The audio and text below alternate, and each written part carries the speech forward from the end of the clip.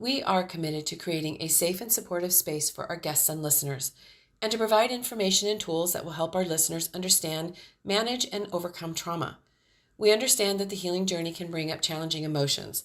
Therefore, we want to warn our audience that certain episodes may contain discussions or stories that could be triggering for some individuals. The content of the podcast is for educational and informative purposes only, and we encourage you to practice self-care and discretion while listening, and to reach out to a trusted support system or professional if you feel overwhelmed and need help on your healing journey. All right. Well, Susan, thank you for joining me today. I'm excited to have you as our guest today. We have some really interesting stuff to talk about. We're going to talk about your book, which is entitled The Absent Father Effect on Daughters. And then we're going to also, we were just mentioning that it kind of coincides with the imposter syndrome, which we're going to kind of talk about too. So why don't you introduce yourself and let's get going in a conversation. Okay. My name is Susan Schwartz. I'm a Jungian analyst. Both of the titles that you mentioned are books that I just wrote, and I will be writing another one on narcissism and another on how women grow up and psychologically, right? That would be interesting. Yes. So that one should come out next year. Well, I'll have to have you back. Thank you. Well, they all kind of are in a line of a certain theme. Like a series? Kind of. And they all relate to, I'll go through the first one that you mentioned, the absent father, because that is oftentimes something that nobody talks about. Well, they might mention it, but they don't focus on it. And who has not focused on it for you until the last maybe 25 years, 20, not even that much, are psychologists and analysts. It was always the mother who was blamed. I say that in quotes, blamed. And the father, he didn't have to be emotional or related. And that affects everybody. Especially the daughter. I mean, some of the stuff I'm kind of part of my healing journey right now is really looking at my father realistically, because I definitely made him the hero in my life because I didn't have one, but he really wasn't, bless his heart, and so I'm figuring out, the emotional part for him. He had his own stuff that he had not healed from. But I'm not letting that be the excuse for his behavior and his lack of protection and what he did. I'm facing the reality of it, and it's painful. It hurts. You want to be, your daughter, your father's daughter. You want to have that relationship that you see in the movies. The problem is that also, if you look closely in the movies, even if you look at novels, fairy tales, legends, myths, there oftentimes is a bad father. Really, if you look at it, if you look at all the fairy tales, there is no good father. He really is always a disappointment. Or he's absent. Or he's absent, and the daughter leaves. And throughout life, or the journey of the fairy tale, she figures herself out. She has to go through quite a bit of chopping vegetables, and she has to let go of all the beautiful gowns, but she gets it back in the end. And what she gets is she gets herself. But you also mentioned something about reality. So I think any inner work, analytical, psychological, it really has to be based on reality. Now, I work a lot with the unconscious, dreams, relationships, etc. And there's a place for that, for sure. Absolutely. But you want to bring them into your life now, in reality, because when you've got an idealization, which is what you mentioned, it's kind of up in the sky, and real is down to the earth, grounded. And solid. You bet. And you can't be solid if you've got an idealization, because you put all of your energy over there. It belongs inside. Mm-hmm. So And it clashes too. I mean, that's kind of what's going on right now for me is my reality and my ideology are clashing. And I'm trying to, kind of wrap my head around it. And, I'm working through, you know, I guess understanding the reality of it and um not well, I'm not mad anymore. I was mad. right. Well, anger is a healthy Mm-hmm. response because it allows you to separate from the situation because you're mad. True, Okay. true. But then you can't just stop at anger Mm-hmm. because then you're consumed with and you're still connected to the one that you're mad at. Mm-hmm. Connected as intensely because you keep on thinking about him and keep on being mad. Yes, yes. So I then lost sleep. I've literally lost sleep over it. Not anymore, but in the beginning when I was first recognizing this, yeah. well, also in the loss of sleep, you want to see if you remember dreams because the Mhm. father figure, whether he was absent or not, abusive or not, kind or not, will appear somewhere in the dreams. Maybe, He has. yeah. And then you go, wait a second, that's my dream. How is he living inside of me? Do I treat myself the way he treated me? We can't help but do that. We treat ourselves the way we were treated Yep. until we become conscious. That is so true. And one of the things I recognized a couple of years ago was the voice in my head that was still abusing me was my mother's. I heard it. I literally stopped one day and heard her Her, voice, my mother. but you see also the absence of one parent, also it implies. So where was the mother? Where was their connection? And how did she hold him in her mind? Mm. And what did she pass on to you of who he was or who he was supposed to be? You see how it's so Yes, intricate. it totally is. I totally am following you. And she didn't respect him. She wasn't kind to him. She Oh, wasn't, she was, no, she was, I always, when I look back, I didn't realize it at the time. Of course, I was a child, but when I look back on it, I mean, I feel the stress that was always there. They didn't fight. They didn't yell, but you could always feel that, underlying kind of strife going on. And my father had a lot of fear and he would run literally and emotionally, both, and run but you away. but you could see how we could use you as an example. Sure. We could yeah, you could see how it affects it when nobody talks about it. It's better if people are overtly angry than covertly. True. Yeah, because then you can say, so what stress am I carrying? How do I view myself the way they viewed themselves? Mm-hmm. Yeah. And where do you run? If he ran, where do you run?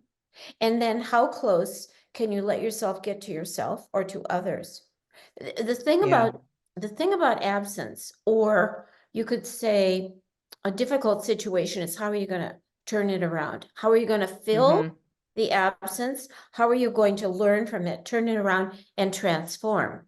So I think that's the issue is Yes. how the personality transforms and changes into a way we never thought we were.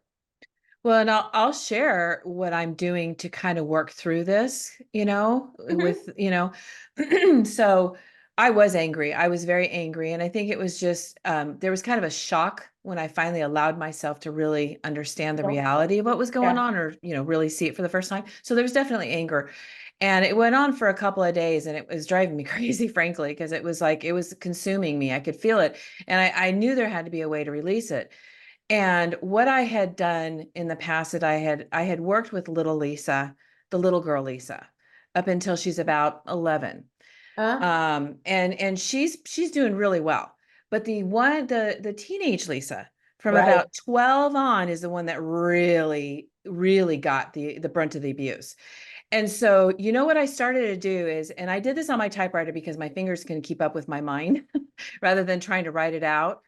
is what I had done before is I'd come along little Lisa and supported her and let her have a voice. And then I had a voice for her. So I did that for teenage Lisa, but I came along and I validated her. And so I started going through the stories that were coming to my head that, some of them I was realizing, I'm like, oh gosh, I just overlooked that one. That's kind of crazy. That is kind of serious. And so I would validate it for her. And I would say that time that this happened, you're right. It wasn't fair. Like all those emotions and feelings that came up in me, I validated them. I said, you're right. I started feeling like this release, and I'm not done yet. I'm not done. I'm probably 3/4 of the way with the letter, but I'm telling you, that was profound for me, releasing and validating her. Yeah, I think, but also what you're saying is that you were able to, well, here's the reality. You could see what was really going on. And then you change the messages. It's not just changing them consciously, it's changing them unconsciously because you really faced what is going on. No one gets off the hook here. And the problem when there's been strife, absence, difficulty, people don't talk about it, is it becomes internalized. And the other part is that oftentimes daughters run into difficulties with the father about 12 because it's puberty, little before it's puberty, and the father can't manage the development of the daughter. Sometimes the mother cannot either.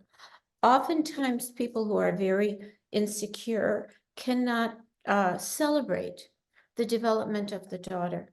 They just can't. And so this is and through the generations, it's like what past generations are coming down the line here as well. And so I think in a way it's up to us to straighten out the stories that got twisted. Jung says this quite interesting thing.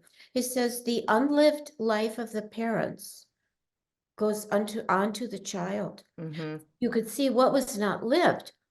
Was it happiness that was not lived? That's what you're supposed to do? Was it sadness? Was it intellect? Was it development? Was it athletic prowess? Who knows? But there's something that we then gain that we have to work out, and then we're going to pass our issues on to the next generation and the next. So it's passed on. Okay, everyone has to work it out, but it takes a lot to be able to face the reality of what really happened, especially when the story was not sweet at all. No, and for me, the reason why I was so drawn to my dad, besides the father-daughter thing, is that he was the nicest of the three abusers. He was not a safe place, obviously, but safer. I could trust him more than I could trust my mom or my brother because they were unpredictable.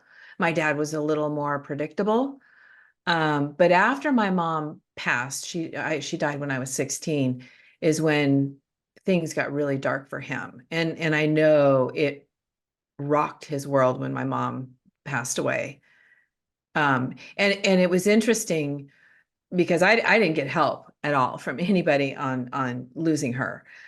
And it was probably about 13 years ago. This might sound funny, but this is kind of what I did. I'm into writing. I guess I'm into writing. That's how I kind of release my stuff.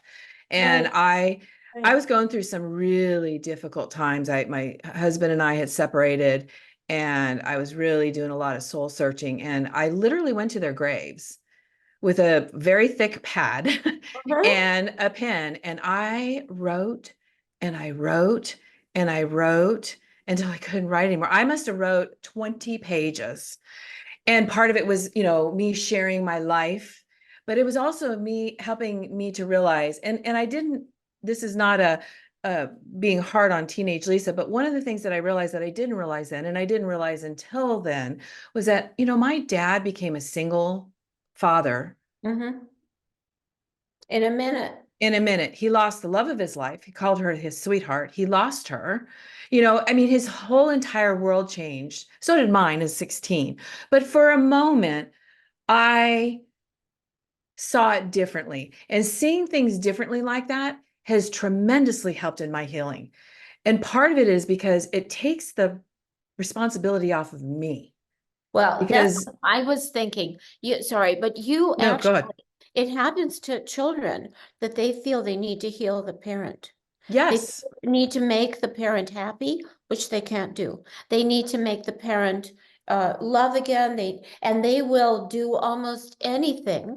We do Mhm. almost anything for the parents to be well. And then you realize you can't, and you feel helpless. And Yes. you take on some issues that don't even belong to you. Mhm. They're not yours. That's really what you're describing. And you're also saying something about keeping a journal, or you didn't say it like that, but writing out what is going on. Mhm. Is it clarifies things. It really does. Because sometimes well, not sometimes, all the time for me, when I'm working on something in my head, it doesn't always make sense. It is not real clear. And when you either say it or you Yeah. write it out, you're right. You get clarity. You either think, well, that's kind of not relevant, or it helps you go down the right road. It definitely got to get it out of here, though. Yeah, you do. Also, because we can think much faster than we write. True. So the writing, be it on the computer, or even if you talk it into your phone or computer, you do it slower than when you just think in your head. True. And you differentiate yourself from the material in your head, and you become you. I think that's the point of all of this, is becoming really yourself Mhm. rather than a small robot of what you thought you were supposed to be. Mhm. Mhm. Yeah. It's Which, yes, yeah, totally. And it's been really liberating, and it has helped me discover me. Well, the Jungian psychology is kind of based on, this is what Jung called it, the process of individuation. So it means you become your individual self, but becoming yourself means that you can relate better to others. It means that you're more present, you're more a person, you're not hiding, you're not dissociating, you are being present in your life, not regretting the past, not wishing for a future, but truly accepting where you are. Process of individuation. This is me. Now, I don't have to be like anybody else. Mm-hmm. I'm not going to do that script. I'm going to do my script. That's been very freeing for me. Yeah. Oh, Very freeing. well, because it's like wearing somebody else's clothes. They don't fit. They don't fit. They shouldn't fit. I used to be really proud of calling myself a chameleon. Yeah. Yeah. You know, Mm, I come into this relationship and I understand how they want me to be, so that's how yeah. I am. Oh, but so then where are you? Exactly. Oh, I was buried so deep I couldn't find me for a long time. So yeah, that is no longer. I am That me. that is good, because the chameleon just disappears. Mm-hmm. The little chameleon animal and person will disappear into the woodwork, into the tree, and you can't see them. So it's like an experience of not being seen. You can't be a Yes. person if you're not seen. It's like you're starving. The other thing is that, and I'm going to add, the imposter syndrome, or the Mm-hmm. personality, usually put on a facade. They put on a facade of perfection. I'm okay. I don't need your help. Independence underneath. They are just crying because they really know that's not all of me. I'm being a fraud. I need help. I need support. I'm not totally independent. I mean, one should be independent, but healthy dependency. So, the Mm-hmm. place of really hiding too much can get pretty Oh dangerous. yeah. Yeah, for years I've been hearing in my head to come out from under the radar. For years. And I didn't, and now I am. Yeah, but also what you're saying is that you listen to your intuition. Hmm. Those those thoughts that come through and say, do this, do that. It might sound strange, but they know what they're talking about. I know. And I've had them tell me to do odd things, and it's like, okay. And you go, and then it makes sense. It's very strange.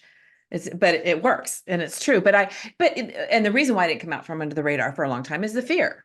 Of course. And then I didn't know how I was going to come out of the radar, under the radar. What does that mean? Well, I don't know what that looked like. So go ahead. No, I'll do after you. So I was just going to say, so in all that, I recognize that I had the imposter syndrome as well. And so why don't you define for the audience what that is, and how it happens? How do we get the imposter syndrome?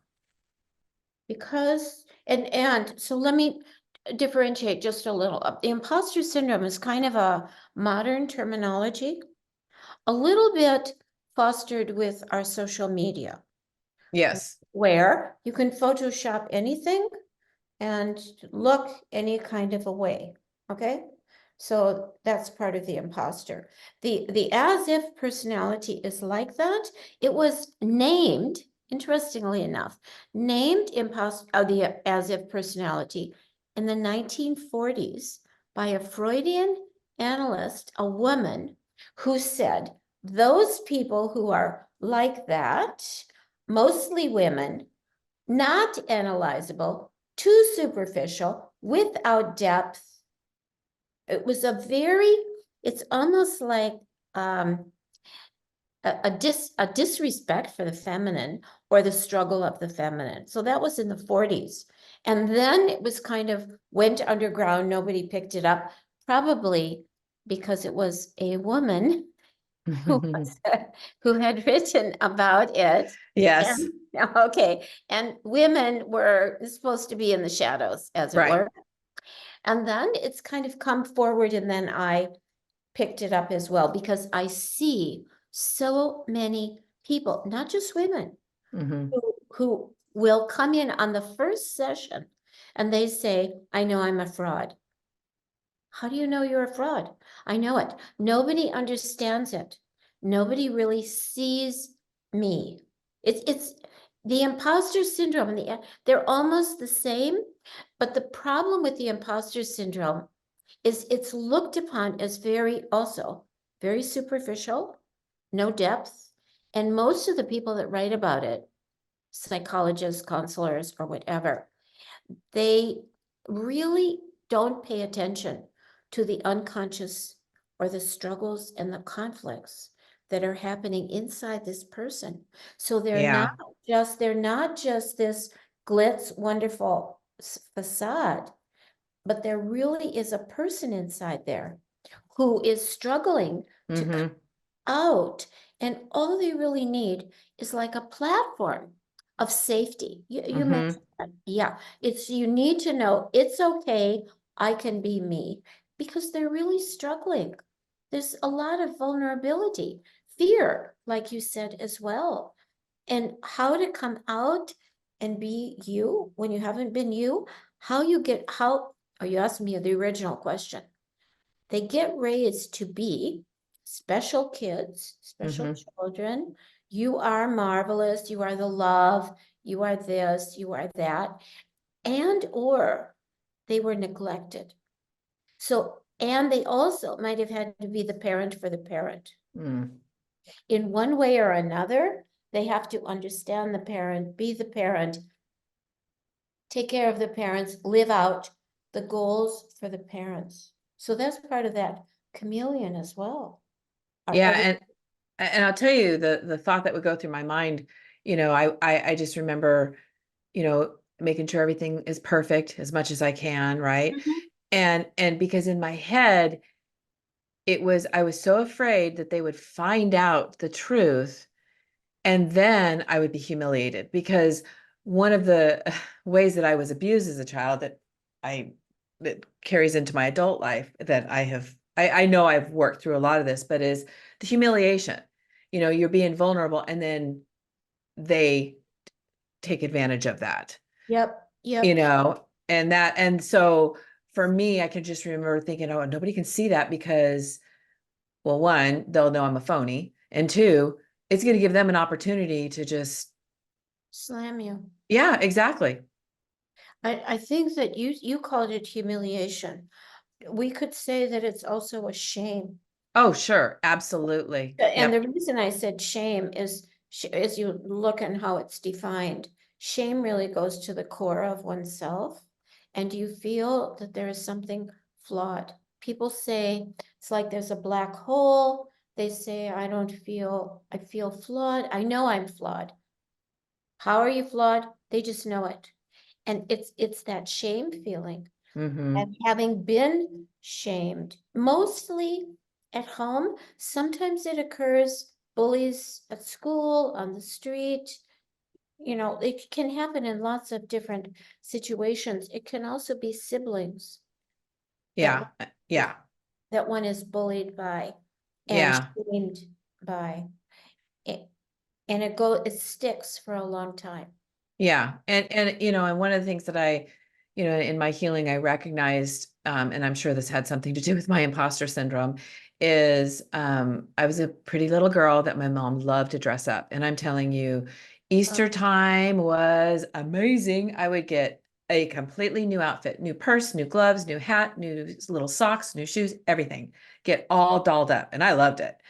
And I was in ballet and I was doing all this stuff. And that's why when I say the younger Lisa did pretty good, the abuse had started, even though it started when I was really little, but for the most part, it was going good because I was this pretty little girl from my mom that she could dress up and have fun with.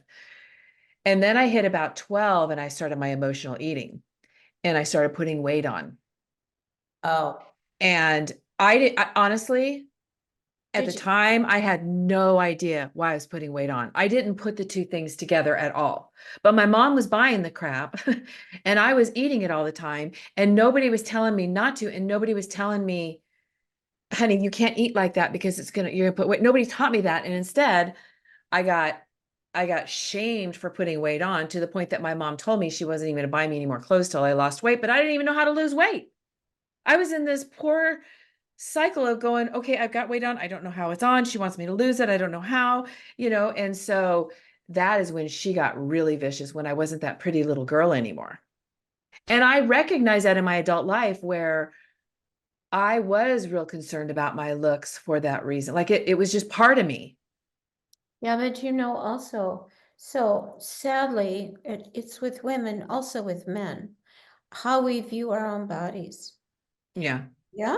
And the whole idea of, do I have a perfect enough body or a thin enough body or a lovely enough body or whoever, or a strong enough body or a muscle body, whatever the body is, and oftentimes people feel it's never perfect enough is Yeah. what happens. And then what you said as well, if you don't know how to lose weight, you're supposed to ask somebody. But what if there's nobody to ask? And within it, why did your mother try to fatten you up? And then she blamed my dad. She blamed my dad too. She blamed my dad because my dad and I, this was one of the special things my dad did. It's not appropriate these days, but we would go over to this little airport once a week or once every 2 weeks. And my dad loved to watch the planes land and take off. And we would just sit there and watch him. And I would have a little can of soda and a little bag of chips, and he would have a beer. It's not appropriate now, but he'd have one beer. And that was just our special little thing. And I remember her saying to me one day, well, it's that bag of chips and soda that you're eating, that's your dad's taking you and you're getting fat because of it. It is just, it was so vicious, and I just remember thinking, well, the theme, it's so unfair. It's like, I don't understand. Yeah, but you describe the triangle situation, which is not uncommon for kids. So the daughter is close to the father. The mother is maybe not getting enough love herself, even though you said, he really loved her. Maybe there was a different kind of love. And then the mother unconsciously feeds the daughter. Sabotages. Oh yeah, poison. and doesn't provide the guidance because she's not getting something. So everybody is lacking and nobody is saying, wait a minute, is the love here right? Who's taking care of whom? And nobody's really talking about it. And No. no, and usually parents, like you describe, they're not talking. They're unconscious of what they're doing, which doesn't let them off the hook, but they're unconscious. Why would a mother, you know, it happens in the fairy tales, right? Yeah. Uh-huh. I never thought of it this way. This is really interesting. Well, look at Hansel and Gretel, the witch. Cinderella. Uh-huh. But the witch had them eat the candy house. Yeah, so that she could fatten them up and then eat them. It, Oh my God. yeah, it's a psychological deal. If you look at it, it's so interesting. It's like your life, Wow. yeah, but your life gains more meaning when you see, oh my goodness, this is an old story. Yes, yes. And that's been happening a lot lately because I've been doing my EMDR, and that's been happening a lot where I'm coming to these realizations, and I'm telling you, it is so empowering because all of a sudden that belief system of for years, it was my fault, it was my fault. And even though people tell you it's not your fault, I'm finally getting it. I'm finding, oh, no, no, no, no. It's not my fault. It's your fault. You guys were screwed up. You guys, whatever that I could get kind of graphic about that when I get mad, but it's not my fault. And it's very liberating and very empowering. I that's the only way I can say it. It is. That's why I mentioned the fairy tales, stories, novels. You can see your story in there and you realize you're not alone. You see, that's the other empowerment. You go, oh, right. I'm not the only one that had to live this. It's not unusual.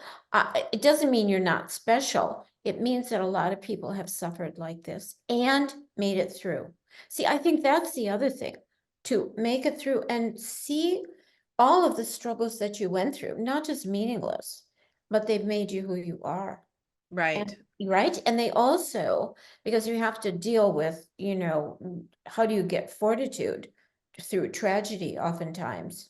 You realize how much fortitude you have, how much reliance you have on yourself. And then you can also rely on the wisdom of the unconscious. It always helps you. You have these sentences that fly through your head. They are great. They'll always help. They'll tell you, they guide. It's the guidance from within, really. And I think that's what analysis really does. It allows you to rely on the guidance from within yourself. You rely on who you are and you know about your own wisdom. And that's a lesson in all of it. Yeah. Yeah. It's trusting yourself. And, there was a time I trusted myself for many years and without question on a lot of stuff. But then it was interesting when I went through my divorce, it really shook me. And there was an incident that happened that caused me to just really not trust myself. And it was so unnerving because I thought all my life, the only one that I could trust was me, and then now I can't even trust that. And, I worked through that and I'm back. I worked through that many years ago, but that was really unnerving not to feel like I could even trust myself. Yeah, but it might have been a shedding of an old self. Yes. And, Yes. and the growth of a new self. And that is also the process of individuation. You learn about the different aspects of your personality. You learn what you've been ignoring about yourself and what needs to come to the forefront now. You're right. That is exactly when it happened. It happened during a time of when I was doing some deep healing, some growth, definitely, looking at myself and my life and making a lot of changes. You're right. Well, it's also why it's wisest when you're in a transition to really get some psychological help. You don't want to do it alone. It's too big of a project. It's just too much because there's so much change. Well, I wouldn't say change, expansion of the personality. Nobody really does it alone. So you might as well get, True. assistance. Yeah. And realize, okay, I can experiment and be myself here so I can go out in the world and be myself as well.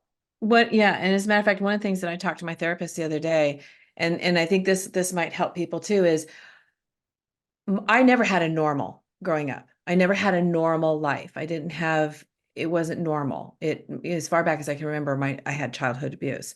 And so I don't know what a normal is, right? I'm learning that. I've learned that over time, but and so that is one thing that she has really helped me with, because it's a reality check, because sometimes I don't know what is normal. Right. And so Yeah. I ask her, and I go, is that normal? And then she'll confirm it, because I need that. I need someone I trust that can point me in that right direction, because I'm building my normal. Well, yes, but because when you said normal, I'm thinking normal according to what? So it's really the normal according to oneself, and Yes.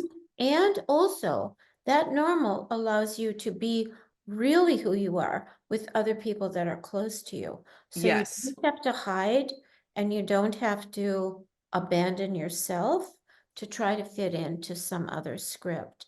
I think again, the interesting thing about absence, if you really read about it, it's amazing. It's like, a cup. What is going to fill that absence? You could say, what is going to fill or exchange those other experiences for new ones? What is Mhm. going to take what was the old me, use all of those elements, put them together in a different way so I can be me. So it's not that you turn into another person. Right. You rearrange what's already there in a way that fits now. It's so true. And that's what I'm doing, because I can remember when I started my discovery, it was in 2016. I didn't know who I was. I recognized I didn't know who I was at all. I didn't know what I liked. I didn't know. I was so busy just not being me. And so I've been on that journey, and it's been a fascinating, fun, sometimes scary journey, but just really enlightening and liberating. I keep saying liberating, but I have a lot of that in my life. Yeah, well, when you were talking just now, I was thinking of narcissism, the being me. So that's oftentimes associated with the imposter syndrome or the as if personality. They're kind of all on a continuum. But the narcissist really, really, again, is somebody who is wanting to be themselves.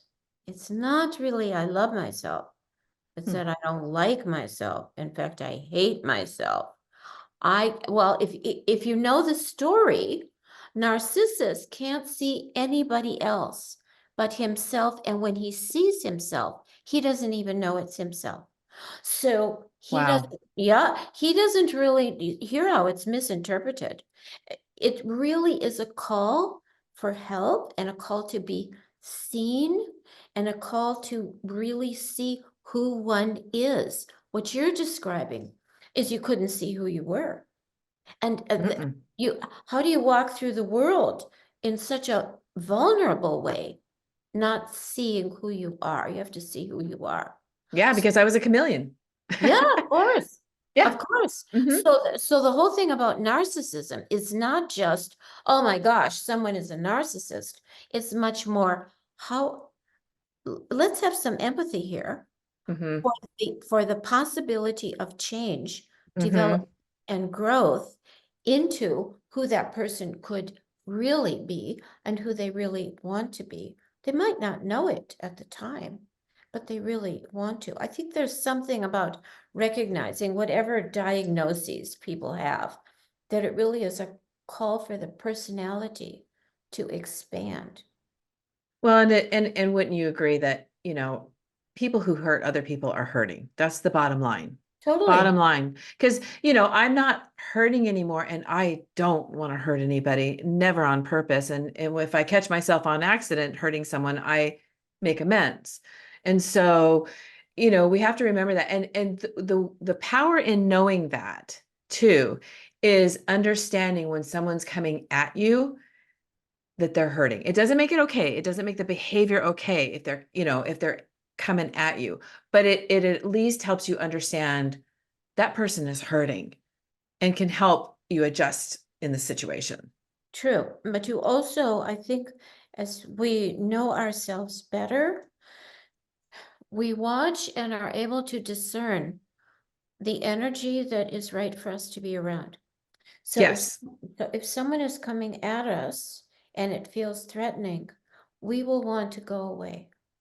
It's not always the wisest to stay in a really difficult situation. It really is like, I don't need to prove anything here. I'm comfortable. I'm listening to myself. I don't want this. And leaving it. There's something healthy about just leaving. It's not persist, persist, persist. For what? You're not going to get anywhere. No, it's just going to be a vicious cycle. It is. And there are also some people who are they're just not going to change. It's like it's reality. They won't change. You could tell them a million times and they will not change. It's up to them. It's 100% in their power to change or not change. It is not our responsibility. I've said, this is enough right here, working with this right here, that I'm not going to spend time trying to change anybody or control anybody. No. And also not to be in a situation where somebody else is trying to control you. And even if they are, is somebody amenable to being able to discuss the dynamics of what is going on? If they are not amenable to it, no. What are you wasting your time on?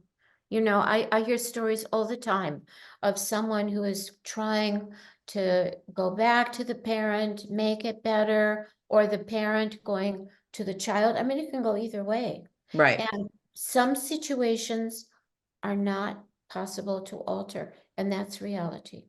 And that is the decision I made with my brother, that I do not have a relationship with him because he, last I saw him, it's been more than 20 years, he was still abusive. And I will not have that in my life. And I absolutely will not have that in my loved one's life. I just won't have it. And so it was not an easy decision. But I knew I didn't have any control over what was going on with me when I was a child. But I remember the last time he hit me, and I looked at my dad because he did nothing. And I said, when I turn 18 years old, if that man touches me, I'm calling the police. Nobody else is stopping him, but I will. But you see, children know. And I think one of the things that's helpful is to bring back the knowledge that you had as a child.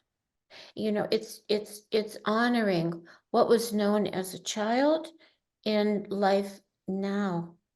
Because kids know what's going on, whether they can articulate it in the same way as we do as adults. Right. But they know, they say a lot of things to themselves. Kids make bargains, they have secrets.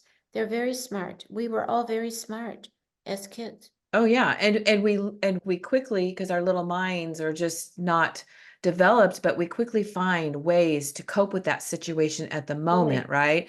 And then it worked. And so our little minds go, "Ooh, that worked. So note that for the next time." But the problem with that is when you go into your adult life, if you haven't had healing, next time you're triggered, that situation is going to come up and you're going to try to respond the same way. And it's not going to be a healthy situation. No, it won't. But the other thing is that if you don't realize what you're repeating from childhood, you'll repeat it. I mean, we all tend to repeat what we learned. And actually, when you mentioned about writing, I think that's why people write books. It's to say, you know what? Here's what I've learned. I want to pass this on. Yes. So that if it's helpful to you, I want it to be helpful to you. Here's another possibility. Here's another way of dealing with the situation so you can have a full life. There's something that I've always liked about Jungian psychology. It's the meaningfulness and purpose of your life is important. And totally it is important, not selfish important, but important because you are a valuable person. And that's exactly why I'm doing the podcast, is because I want to if I can give something to somebody to help them shorten their pain. Yeah. Or to cope with the pain. Manage it. So they don't have to keep on repeating the pain. I think there's another, which is, and you've kind of alluded to this, it takes time. It is not something that just occurs overnight. It always takes longer than we wish, but it happens.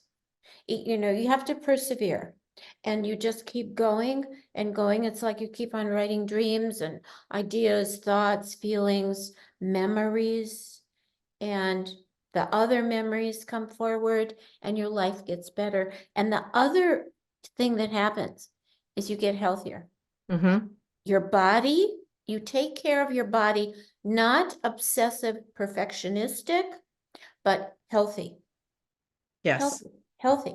And I think that you said you didn't learn how to be healthy. We as a culture do not really know how to be healthy.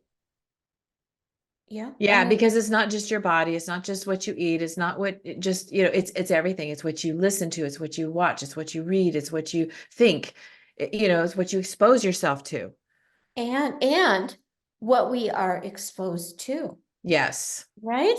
So people can tend to be exposed to, I don't know, is it truth? Is it not truth?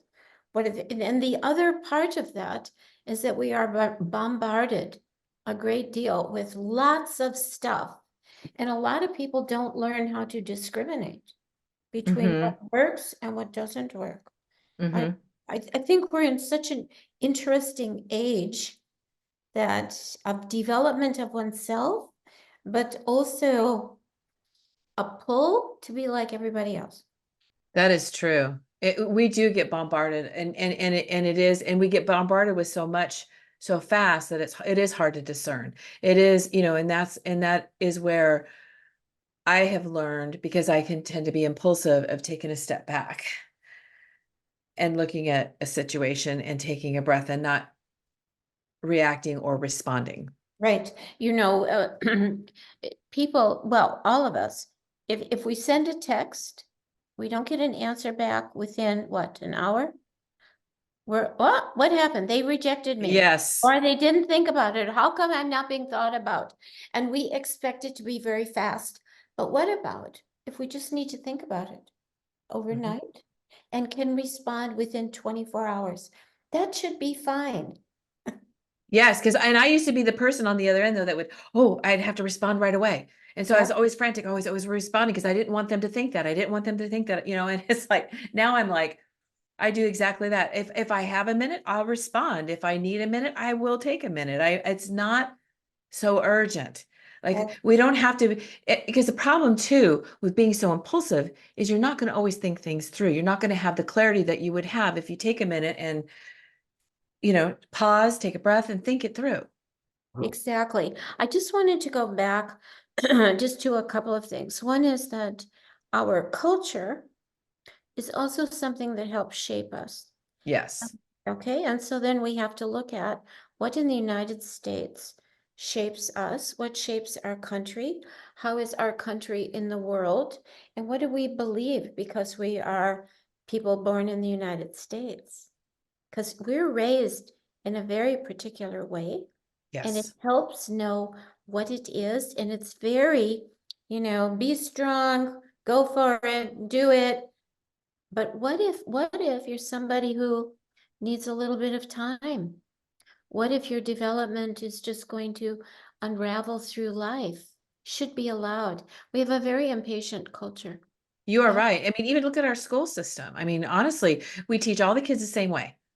No, the kids don't learn the same way. No, and so many children can't learn. They're in this category or that category. They can't learn the same way. And what do we do to the child who says, I want that tree to be purple? And where is that creativity encouraged and their individual self encouraged? One other thing as well, culturally, for so many years in this culture and many cultures, the father did not have to participate in family life at all. And his abuse to his daughter was silently accepted. Mm. No one spoke up, least of all the daughter. This has gone on for generations and generations, and nobody knew about it, and everyone knew about it as well. Mm-hmm. The same thing is true now. The same thing is happening. So what needs to change? What can we do to change this? Yeah. Well, gradually, I think with, so we can go back a bunch of years, women being far more active, not only in the home, but outside of the home, Mm-hmm.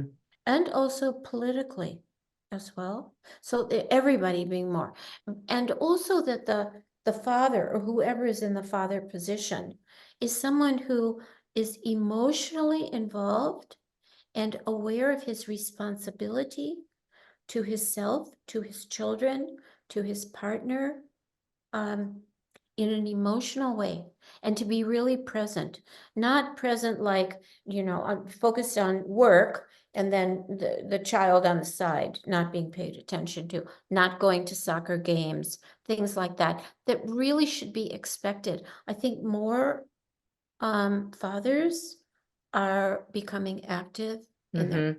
it's not enough yet, but it's much more than it was. It's I think, definitely heading in that direction. I yeah, agree. Yeah. it's heading, and I think it will enrich our culture, and I think it will, right? And it'll provide much more for children and maybe even help their education because they will be getting input from more than one parent. That's And how it's supposed to be. The parents are both supposed to be involved, both parents. totally. But I think that and I think this is changing too, but I think that men have been raised a certain way as well. And certain thing, and the emotions, you're not supposed to have emotion. You're supposed No. to stuff that down. And I think that is starting to change. And I encourage it. Like when I raised my son, I let him have emotions, all of them. Well, yes, but the emotions are natural. So the men that I see oftentimes say, I wanted to cry, but I was told that I couldn't cry, Mm-hmm. or I had to smile even when I knew that was wrong. And so what happens is that over time, the pattern is having to repress all kinds of feelings, and then love also gets repressed. So I think that the emotional freedom, which is being encouraged, is there, but I'll tell you what happens if a politician who is male starts to cry, or Oh. or even with a woman who starts to, so it's still in the fabric of the culture. Also in the fabric is the commentary. How does the woman look if she's, a CEO or political? It's how she looks, Mm-hmm. how the man looks. So we're still dealing with old stereotypes, but I think the more Yeah. deal with them, the looser they become. Mm-hmm. And then we Yeah. become freer. And think about it, these poor men who haven't been able to show their emotion. I know. I mean, and then when they do, it comes out explosive. And Because the only thing that was allowed was anger mhm, and punch somebody. So that's all they learned. yeah, We are what we learn until we start to become conscious. And once we become conscious, we have so many choices. So even as we are talking about this, who knows who will listen? exactly. And a light bulb will go off and they will say, oh, that's possible too. Right. Give them a different idea, a different opportunity, a different Yeah, option. absolutely. Yes. Freedom. It's Yeah, really freedom. It's really freedom. it really is. You're right. It is absolutely freedom. That was my word for last year, and I had a lot of it. Let me tell you, it was a great word. you know Yeah. um so let me ask you this real quick, because I know that we're going to need to close this up here. I wanted to ask though, so we talked about the imposter syndrome, we talked about what it looks like. So someone recognizes, oh, I have that. What can they do? Some quick tips on what they could do to kind of start working through it or work through it. Well, I'm going to say several of the things I've already mentioned. One is to really face themselves, of course. And also look at their dreams, see what they look like in their dreams. Do they look like themselves? Do they look like they've got a costume on? Or some other era, some other age. Also, to try to be aware of being real in relationships. Real. You can catch it in the smallest way. We do this often. You see somebody, hi, how are you? Fine. Well, maybe you're not fine that day. Why don't try being really honest with yourself and with others? And and also journal or write Yes. about, I felt phony, or I felt off, or this is what I did, so that the awareness of your own actions is more apparent. And tell people, I have a tendency to put on a front. Help me. Why not? If you have good friends, help me. If you see that it doesn't feel real, would you tell me? Mm-hmm. And I also suggest to people during the day, do you look in the mirror? So if you look in the mirror, how do you look? Not how do you look outside, but how do your eyes look? Do you look real? It's the easy thing to do. It takes a second. Do I look real? Am I being my real self? Periodically ask the question during the day. It's a way of finding who you are. Let me ask you this real quick, because I think this might be imposter syndrome, because this is something that I've become aware of that I used to do that I don't do anymore. But I used to, like, if something happened, what I would want to say, I couldn't. So I'd have to make up another story. But the silly thing is, the real story isn't really that bad. Like, No, there's no reason for me not to tell that real story. Instead, I exactly. go through this thing of making up a story that will sound better. Yeah, but you see, if you stay with the first impulse and the first instinct, that's the one you want to say. And even if you catch yourself doing the other story, you can say out loud, you know what, that's not really me. This is the really me, and you can correct it as you become more aware, and it's much easier to tell the real story than the made up story. Yeah, it really is. And I'm telling you, when I became aware of that, Yeah. and I did exactly what you did. I just started saying, I just went ahead and said it. And there must be just something obviously in my subconscious that caused me to do that, because it wasn't something, it was when I became aware of it and I went, why am I doing that? My real story is not bad. Exactly. What that does is it says, I'm not bad. I am okay. I can show you who I really am. Mm-hmm. Yes. Mm-hmm. Great. This has been excellent. Is there anything you want to leave our listeners with? Just if they would like, they can check out, I have a bunch of articles on my website, Mm-hmm. and it's www.susanschwartz.phd.com. And my books are on Amazon, Karnak, all the We'll have all the links, of course, for yeah, you, so yeah, everybody can yeah. reach out to you or get a hold of your Yes, books. So absolutely. Thank you so much for thank having. you. That's what Thank I want you. to say. Thank This you has been for great. the rich conversation.